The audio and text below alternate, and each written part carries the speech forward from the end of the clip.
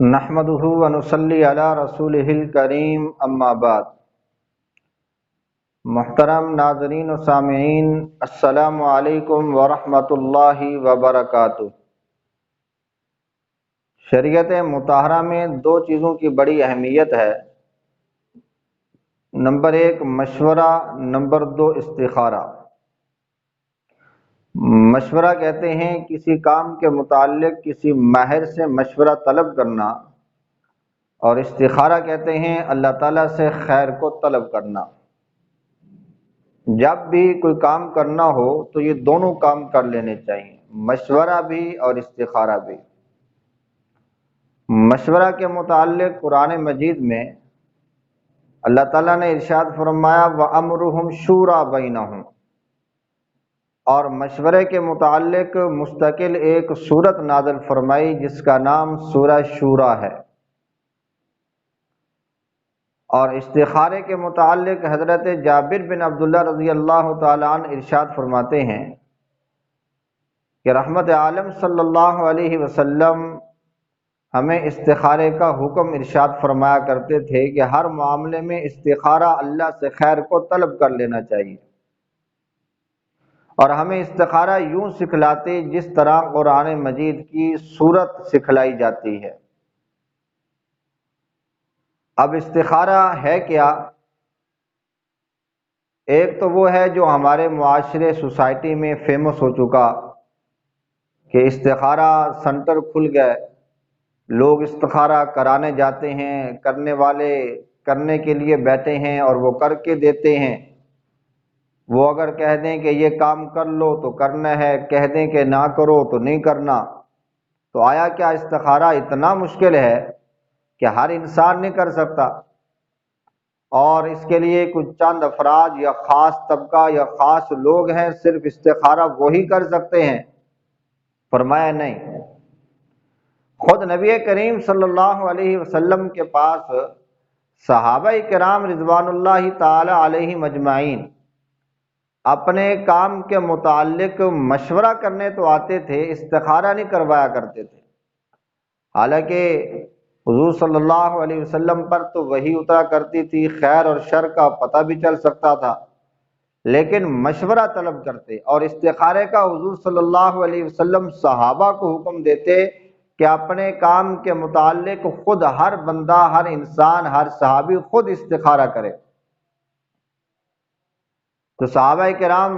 ایسا ہی کیا کرتے تھے، مشورہ حضور صلی اللہ علیہ وسلم سے کرتے اور استخارہ خود کیا کرتے تھے۔ اب استخارہ کیا ہے؟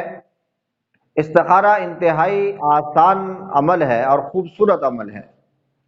کہ 2 رکعت نماز نفل پڑھ لینی چاہیے، اور پڑھنے کے بعد ایک دعا ہے وہ پڑھ لینی چاہیے، اور اس کے بعد دل جس کام کی طرف مائل ہو وہ کر لینا چاہیے۔ اگر تو اس کے حق میں وہ کام بہتر ہوگا تو اللہ تعالیٰ راستے آسان کر دے گا اور یہ منزل مقصود تک پہنچ جائے گا، اور اگر جو ہے اس کے حق میں وہ کام بہتر نہیں ہوگا تو کوئی نہ کوئی اللہ تعالیٰ کی طرف سے رکاوٹ آ جائے گی، یہ منزل مقصود تک نہیں پہنچ سکے گا۔ یہ ضروری نہیں کہ استخارہ کرنے کے بعد کچھ خواب میں نظر آئے یا کوئی اشارہ ملے پھر ہم نے کام کرنا ہے، نہیں، فرمایا اللہ سے خیر کو طلب کرو اور بسم اللہ پڑھ کے کام شروع کر دو۔ بعض دفعہ نظر آ بھی جاتا ہے، اللہ کی طرف سے اشارہ مل بھی جاتا ہے، لیکن یہ شرط نہیں کہ استخارہ کی دعا پڑھیں اور ہمیں نظر آئے۔ ہم انتظار میں بیٹھے ہوتے ہیں کہ اب آج رات ہم نے استخارہ کیا ہے تو رات کو ضرور کچھ نظر آئے گا، آ بھی سکتا ہے، لیکن یہ شرط نہیں ہے۔ اور فرمایا کہ اگر ایک دفعہ کرنے سے قلبی اطمینان نہیں ہوا تو بزرگوں نے لکھا کہ 7 دن تک استخارہ کر لینا چاہیے، اور اللہ کی طرف سے ضرور کوئی اشارہ بھی مل سکتا ہے اور دل بھی کسی کام کے متعلق مطمئن ہو سکتا ہے۔ دعا انتہائی آسان ہے۔ فرمایا نبی کریم صلی اللہ علیہ وسلم نے کہ یہ دعا پڑھا کرو، اللہم انی استخیرک بعلمک واستقدرک بقدرتک واسألک من فضلک العظیم فإنک تقدر ولا اقدر وتعلم ولا اعلم وانت علام الغیوب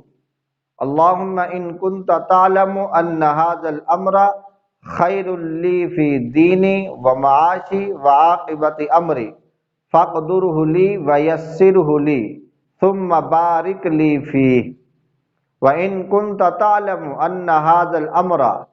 شَرٌّ لِّي فِي دِينِي وَمَعَاشِي وَعَاقِبَةِ أَمْرِي فَاصْرِفْهُ عَنِّي وَاصْرِفْنِي عَنْهُ وَاقْدُرْ لِيَ الْخَيْرَ حَيْثُ كَانَ ثُمَّ ارْزِقْنِي بِهِ۔ فرمایا یہ دعا پڑھ لینی چاہیے، اور اس دعا میں دو مقامات پر جہاں پر أَنَّ هَذَا الْأَمْرَ کہنا ہے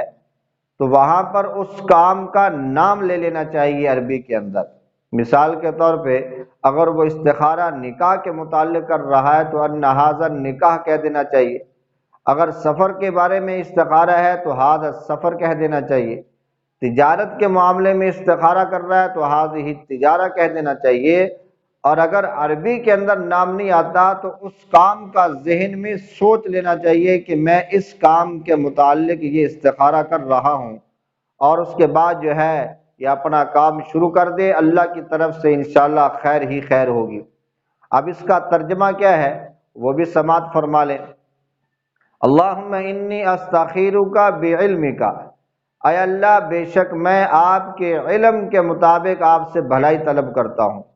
واستقدرک بقدرتک، اور آپ کی قدرت کے مطابق طاقت طلب کرتا ہوں، واسألک من فضلک العظیم، اور میں آپ سے فضل عظیم کا سوال کرتا ہوں، فإنک تقدر ولا اقدر، کہ بے شک آپ قدرت رکھنے والے ہیں میں نہیں رکھتا، وتعلم ولا اعلم، آپ جاننے والے ہیں میں نہیں جانتا،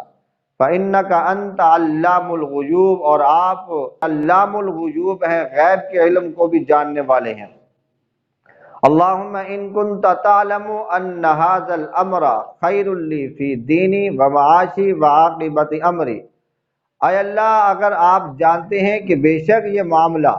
میرے دین، میری معاش اور میرے انجام کار کے اعتبار سے بہتر ہے تو فاقدرہ لی ویسرہ لی، اس کو میرے لیے آسان فرما دے اور اس کا میرے حق میں فیصلہ فرما دیجئے، ثم بارک لی فیہ، پھر اس میں میرے لیے برکت بھی ڈال دیجئے، وَإِن كُنْتَ تَعْلَمُ أَنَّ هَذَا الْأَمْرَ شَرٌّ لِّي فِي دِينِي وَمَعَاشِي وَعَاقِبَةِ أَمْرِي، اور اگر جانتے ہیں کہ یہ معاملہ میرے دین، میری معاش اور انجام کار کے اعتبار سے بہتر نہیں ہے تو فَاصْرِفْهُ عَنِّي، اس کو مجھ سے دور کر دیجئے، وَاصْرِفْنِي عَنْهُ، اور مجھ کو اس سے دور کر دیجئے، وَاقْدُرْ لِيَ الْخَيْرَ حَيْثُ كَانَ، اور میرے لیے بھلائی کا فیصلہ کر دیجئے جہاں بھی ہو، ثم ارضنی بھی، اور پھر مجھ کو اس پہ راضی بھی کر دیجئے۔ اللہ تعالی ہم سب کو یہ دعا یاد کرنے کی اور یہ دونوں کام کرنے کی توفیق عطا فرمائے۔ وما علینا الا البلاغ۔